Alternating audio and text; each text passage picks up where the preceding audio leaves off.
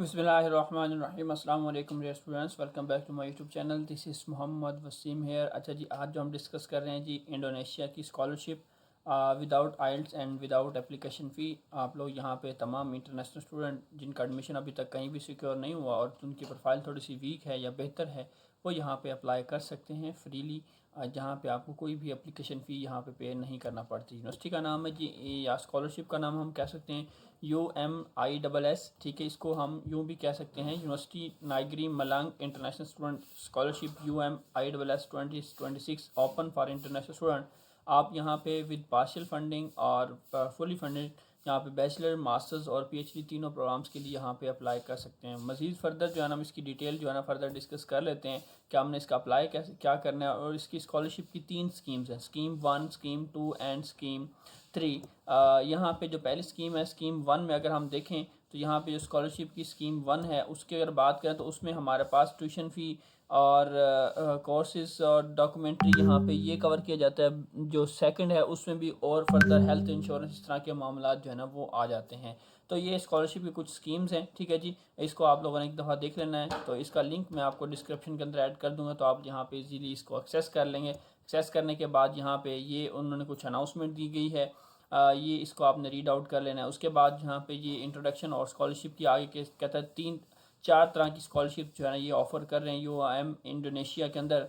Scheme 1, scheme 2 Asian research और यहाँ पे BIPA टीचर्स, ठीक है। तो ये तमाम स्कॉलरशिप यहाँ पे जो है ना वो प्रोवाइड कर रहा है। और इनका जो इनका पीरियड है कि बैचलर, मास्टर्स और PhD का कितना कितना पीरियड, कितना टाइम होगा, उसको भी हम आगे जाके देख लेते हैं। अब ये पहले स्कॉलरशिप कवरेज स्कीम 1 में देखें तो पहले ट्यूशन फ़ी कवर की जाती है, और साथ में आपके पास ये यहाँ पे कहता है जी एशियन रिसर्च में भी ट्यूशन फ़ी और dormitory, immigration, health insurance. Scheme 1 में ये दो चीज़ें नहीं हैं, स्कीम 2 में भी हैं, एशियन रिसर्च में भी हैं और BIP यहाँ पे मौजूद है। उसके बाद around trip flight I think so सिर्फ जो 3 वाला है एशियन रिसर्च उसमें सिर्फ अवेलेबल है, बाकी किसी में भी फ़्लाइट ट्रिप वगैरह अवेलेबल नहीं है।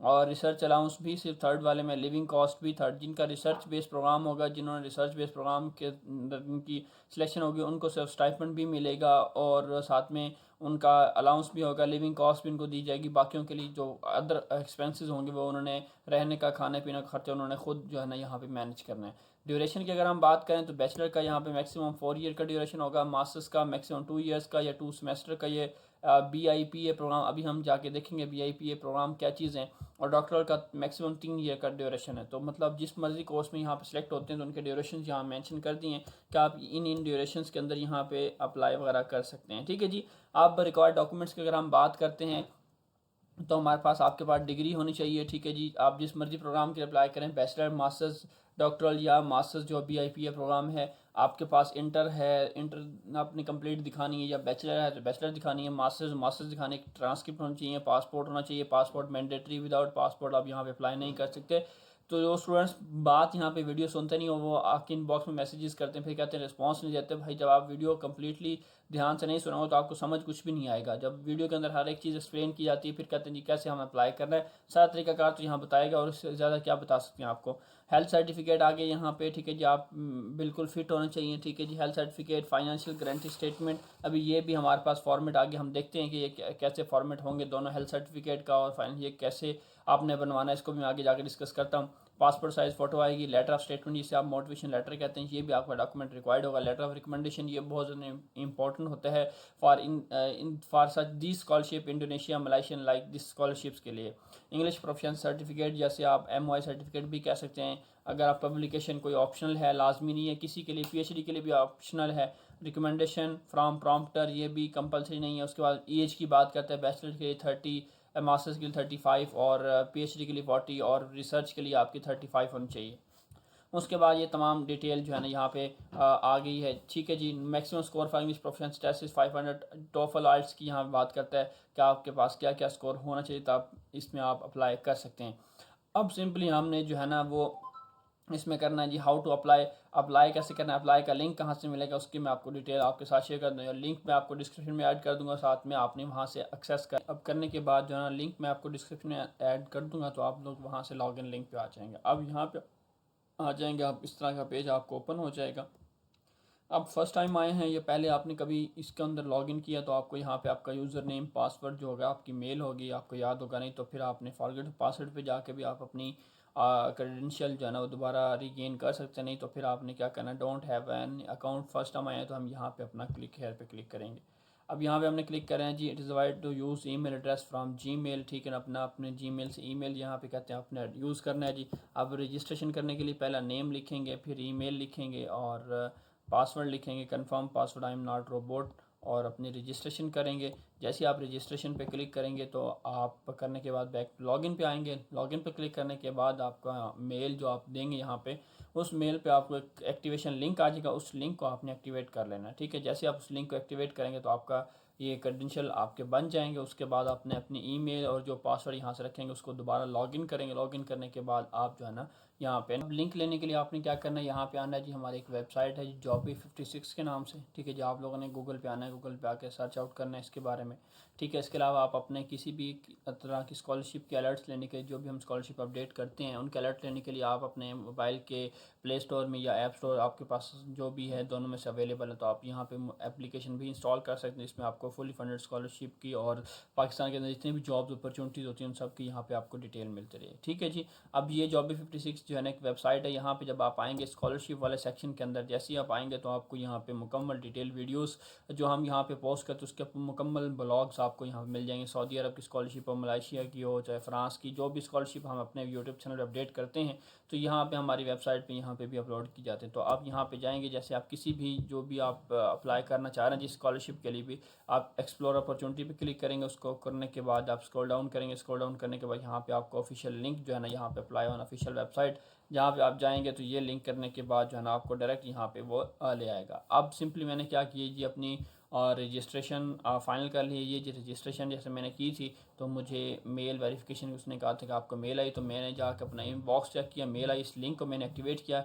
एक्टिवेट करने के बाद मैं जो है ना अपने मैंने यूज़र नेम और पासवर्ड जो मेरा मेल था वो मैंने एक्टिवेट करने के बाद यहाँ पे अपना कर दिया। अब यहाँ पे मैं अप्लाई करना चाह रहा हूँ, ये मेरे पास फेज़ आ गया जी। पहला कि मैंने अपनी डिग्री सर्च करनी है। अब मैं किस स्कीम के लिए अप्लाई करना चाहता हूँ, सेल्फ फंडेड का ऑप्शन भी अवेलेबल है, स्कीम 1, स्कीम 2। अगर आपका कोई रिसर्च प्रोग्राम है, रिसर्च करना चाहते हो तो आप ये सिलेक्ट करें, अदरवाइज आप स्कीम 1, स्कीम 2 में से कोई भी यहाँ पे सिलेक्ट कर सकते हैं, ठीक है जी। अब यहाँ पे वो कहता है जी मास्टर्स, डॉक्टर, दोनों में से जो ऑप्शन आप चूज़ करना चाहते हैं वो आप यहाँ पे चूज़ कर सकते हैं। स्कीम 2 के लिए लेट्स सी अगर हम देखते हैं कि हमें बैचलर अवेलेबल होता है या नहीं होता, क्योंकि जो मैंने अभी तक पढ़ा, हाँ जी, स्कीम 1 में आपका जो है ना बैचलर, मास्टर्स और डॉक्टर तीनों तरह के प्रोग्राम्स अवेलेबल हैं, और स्कीम 2 में आपका सिर्फ मास्टर्स और पीएचडी के प्रोग्राम्स ही अवेलेबल हैं।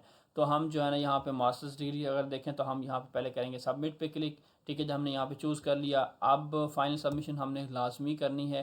कहता है जी अब आपने जो फर्दर डिटेल्स हैं वो आप यहाँ पे ऐड करते जाएँ। फर्दर डिटेल में आपकी क्या आएगी, पर्सनल डिटेल आ जाएगी, ठीक है जी। पर्सनल डिटेल को आपने फिल करना है, यहाँ पे एक्शन लिखा हुआ है, यहाँ पे आपने ऐड पे क्लिक करना है, ठीक है जी। ऐड पे क्लिक करने के बाद आपने अपनी पर्सनल डिटेल यहाँ पे वो ऐड कर देनी है।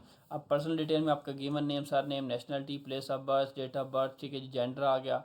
उसके बाद ये पर्सनल आपकी टोटली डिटेल आ गई जो आपने यहाँ पे पासपोर्ट के हवाले से हो गया, जो भी मामला आते हैं वो सारे आपने यहाँ पे उसको फिल आउट कर देना। उसके बाद आपका एजुकेशनल बैकग्राउंड की अब बात करें तो यहाँ पे हम ऐड पे क्लिक करेंगे और यहाँ पे क्वालिफ़िकेशन अपनी ऐड करें, जो भी हमारे पास डिग्री है, इंटर है, हाईएस्ट डिग्री जो आपकी सबसे है वो आपने यहाँ पे ऐड करनी है। Name, school, university, address, street, city, country, faculty, department ये ऑप्शनल है। स्टडी प्रोग्राम, कौन सी डिग्री आपने चूज़ की है, जीपीए कितना है, ईयर ऑफ कौन सा ईयर था, ठीक है। जिसके बाद आपने इसको सेव कर देना है। आप ये इन्फॉर्मेशन सेव करते जाएंगे इस तरह ही आपने। उसके बाद हमारे पास आती है बात रिक्वायर्ड डॉक्यूमेंटेशन की।